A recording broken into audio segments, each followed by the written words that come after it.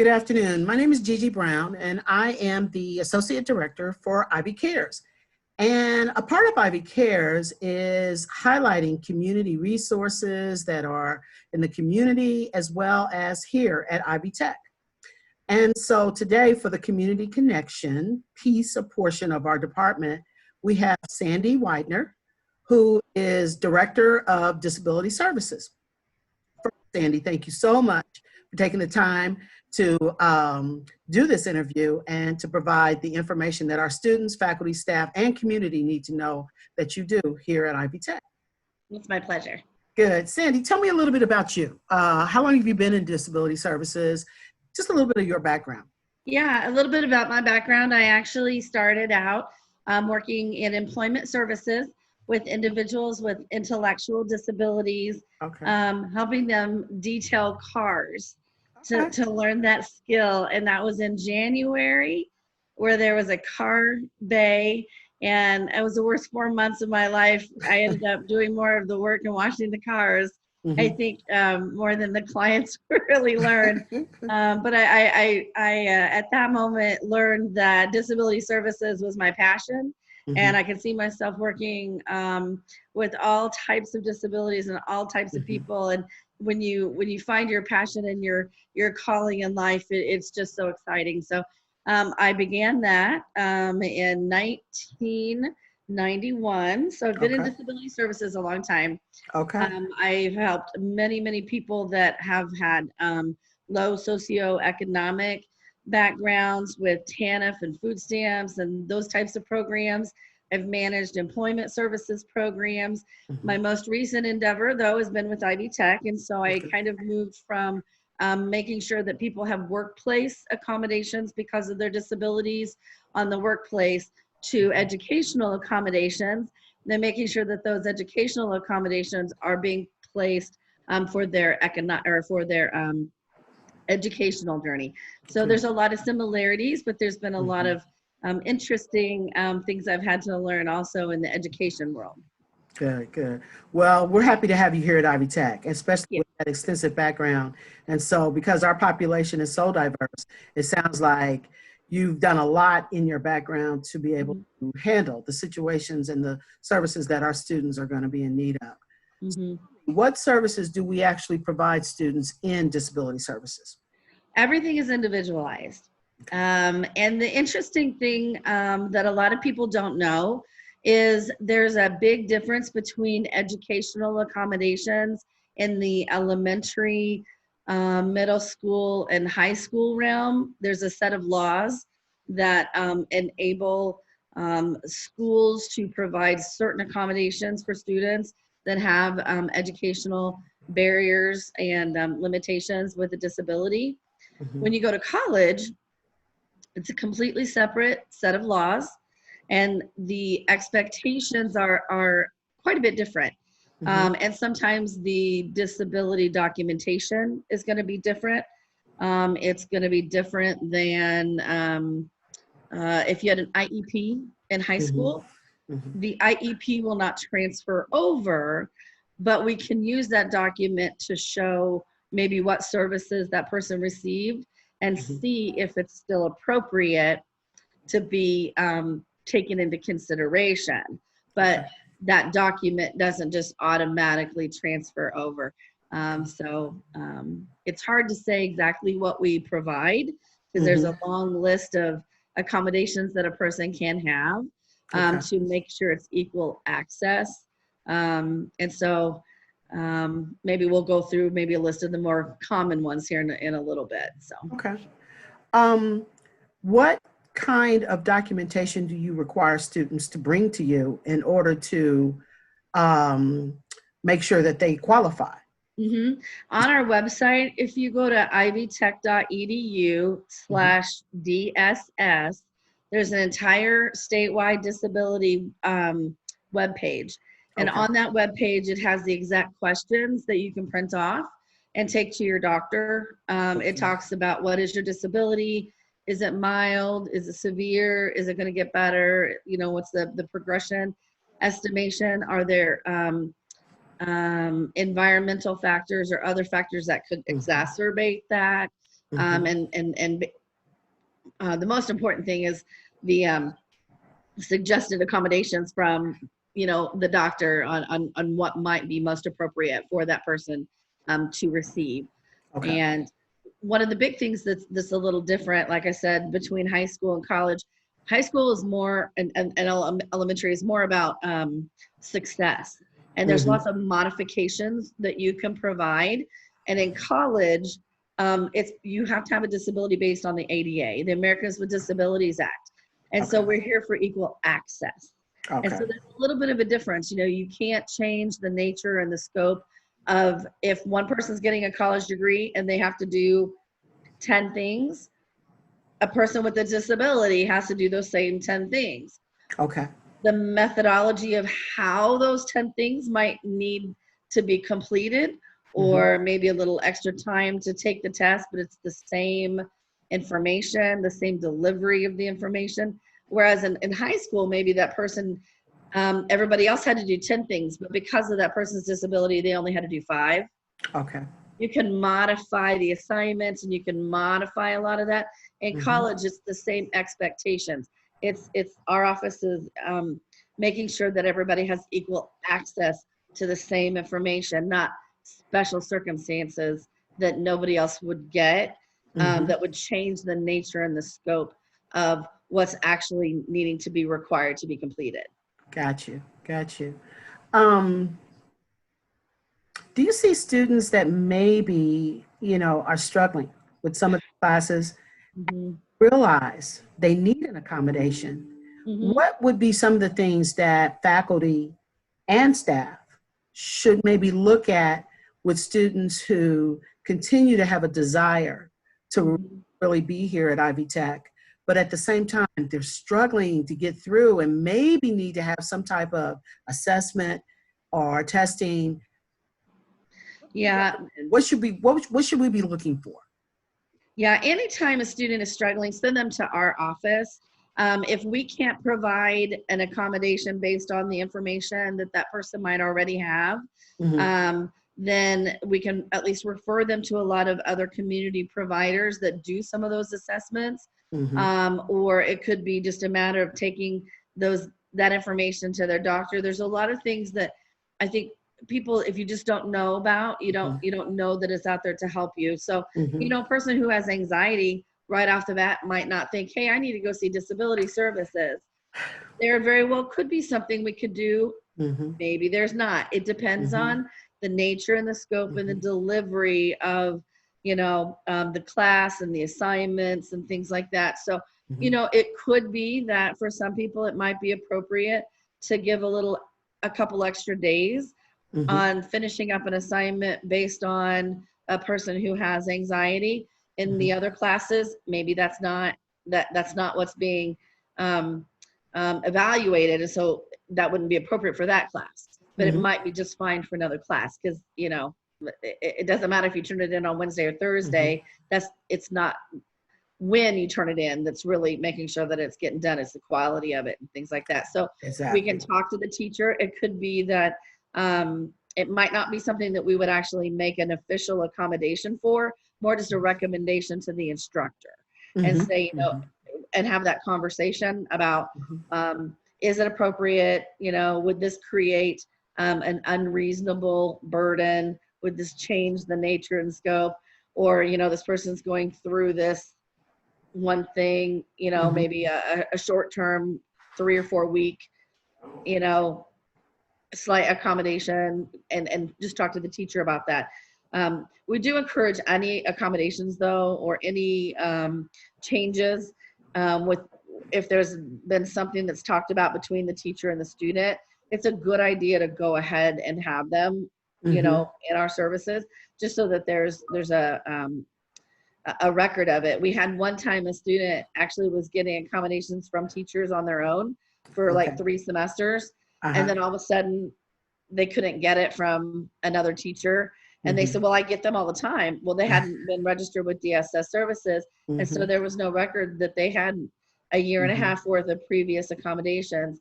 And it was really difficult for us to go back and show that was a need, because we had no record of it. So it's really good to send them to our office will evaluate it and see if there is something that we can do. You know, and this is why I say that I'm so glad we're having this conversation with you, because I work with Ivy Cares and I see students who struggle with just making decision making, time management, all of those things. And I think if they had some type of instruction, some education about those things, there's usually some type of reason why student is struggling with these things.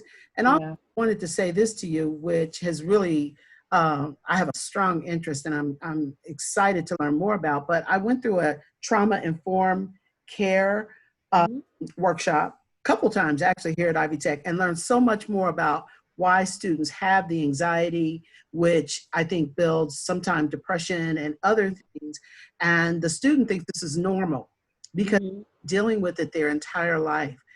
I got a question for you. How do you deal with those type of students that think this is just normal and they're a little resistant to that disability, if you will? I totally get it. There, throughout time and through the community perception, it has oftentimes been looked at as a negative stigma. People think, oh, I don't want to go to DSS, I don't want to be different. I don't want to be called out. I don't want to be looked at, in a special way or whatever. And that's really what we want to change, the perception and the philosophy, because it's not a derogatory thing. It's just different. Like I had a student and she had some pretty significant mental health issues. And she said, but I don't want to take my antipsychotic. I don't want to have to be dependent on medication my whole life. And that changes who I am. And I looked at her and I said, have you ever heard of diabetes? And she said, oh, sure. My grandmother had that. I said, well, did that change your perception of your grandmother because she had to give herself injections of insulin? And she said, oh, no, she had to have that. And then she joked around about how she'd up it a little bit if she had some cake, stuff like that, right? Yeah. And I said, okay, so that didn't change your perception of your Nana or anything in any other way. And she's dependent on that medication every day to regulate something that her body cannot produce on her own. And she said, yeah. I said, it's the same thing. If you're taking an antipsychotic medication or something for depression, or you're taking Prozac, or there's lots of different things out there that work in different relations depending on what's going on. When you have a chemical imbalance, it's creating anxiety and it's creating maybe bipolar, or you have significant generalized anxiety, and it's triggered by post-traumatic stress disorder, and that anxiety just is so debilitating. Being able to medicate.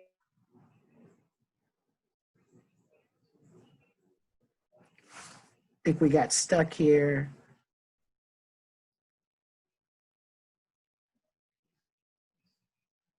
One second.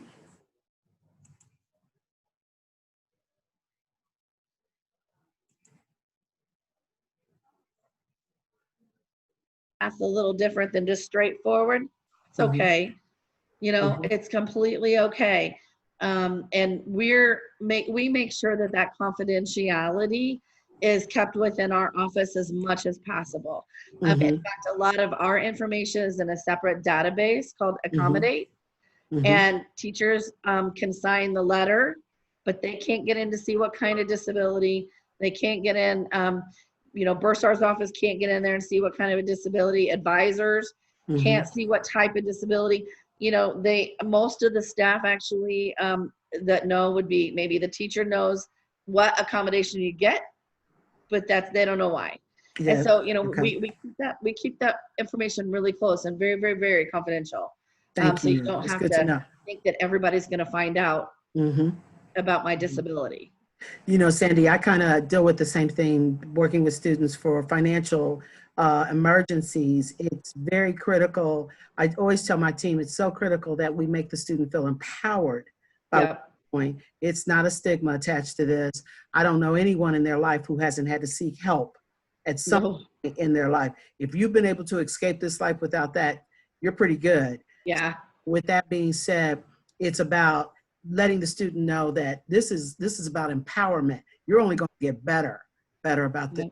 So, And the good thing is, if you're given accommodations, you don't have to use them. You know, you can, a lot of, actually a lot of our students might have needed them very heavily at the beginning to get them, mhm, you know, acclimated with school. They mhm, might have been out of school a long time, or, mhm, you know, to get through math and English and all mhm, that, you know, it's kind of mhm. trying. And, you know, if it was me, I'd be needing it for math.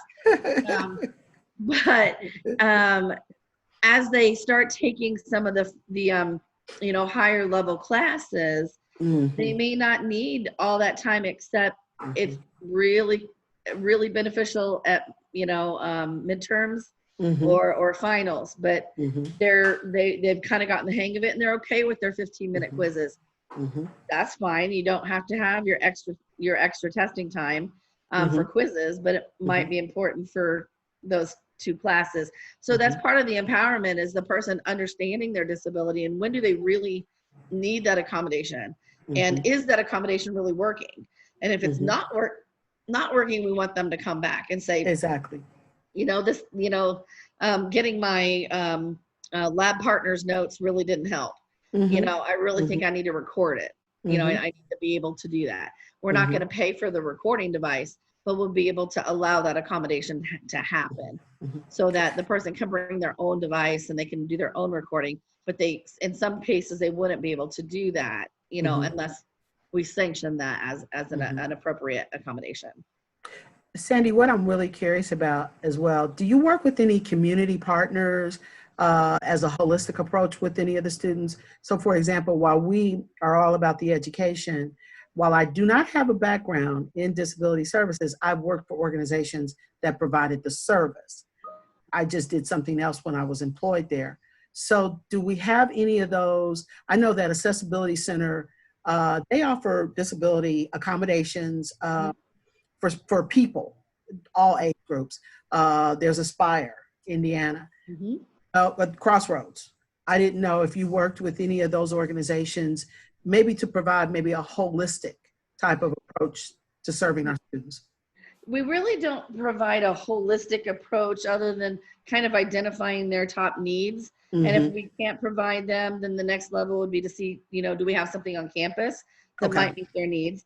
And then Mm-hmm. we kind of, you know, branch it out from there. But Mm-hmm. what we do most frequently is make sure that if a referral needs to happen Mm-hmm. to a mental health center, or possibly you know, like I said, we can't pay for the Mm-hmm. assessments, but we want to make sure that we steer them in the right um, place to get the certain types of assessments we might need. Okay. So, you know, if a person had a learning disability, and they were originally determined to have a learning disability as a child, and Mm-hmm. they were never retested, and they want Mm-hmm. some pretty significant accommodations for digital textbooks and alternate text formats and things like Mm-hmm. that, because they might say they had a reading learning disability. If Mm-hmm. they hadn't been tested though since 5th grade, they don't have an adult learning Uh-huh. disability. They're Gotcha. different. The testing is different, Okay. and the classification is different. Same with ADHD. Sometimes we might need adult testing under ADHD, Mm-hmm. versus if they hadn't been tested since 4th grade. Mm-hmm. You know, um, and so that we try to at least say, okay, well, you know, these are some reputable school psychologists, Mm-hmm. or here's Good. you know, a good Aspire is a wonderful partner. Mm-hmm. Crossroads has Mm-hmm. some different types of things within data, especially with assistive technology. Somebody might Mm-hmm. need a braille note, or they Mm-hmm. may need Zoom text. Mm-hmm. They may need training in JAWS. We would, you know, refer them to BOSMA. Mm-hmm. Just, you know, lots of different needs, and we try to find either the disability community partners, or it Mm-hmm. could be the governor's planning council on disabilities. A lot of times they have a lot of services that um, you know, we can refer them to. So we're really a referral Okay. um, kind of hub. for your disability service needs. Mm-hmm. A lot of times if you're on Social Security, you don't always know how going to school is going to affect your disability. That's And a so good, come up with, good point. providers in the area that will do, free disability benefits Mm-hmm. analysis is Mm-hmm. important. So we'll send them out. So a lot of times we don't provide the actual assessments or some of that actual service. We just are lots and lots and lots of referrals. Okay. Well, let me kind of with saying I am so glad you're here. Glad I learned more today. I thought I knew some of the things you did, but I learned a lot more about disability services, as well as I think our faculty, staff, and our community as well. So really, I appreciate that. Um, Finally, tell me a little bit more. Finally, let's kind of wrap this up with what is the referral service? What is the referral process for the rest of us? How do we get our students to you? What should we do? It's so easy. We have a email address that Okay. literally goes to everybody in the office when you send it. And Okay. it's R, Okay. the number 8, Mm-hmm. dash DSS, Disability Support Services. So R8 Okay. dash DSS at ivytech.edu. Okay. And the person can just say, I'm interested in applying. I need an appointment. I need to talk to somebody. A lot of times our faculty will use that and they'll say, somebody had identified themselves to me. I referred them to you. That's always a good heads up. Okay. Then what we do is we reach out depending on my staff who kind of handles that caseload.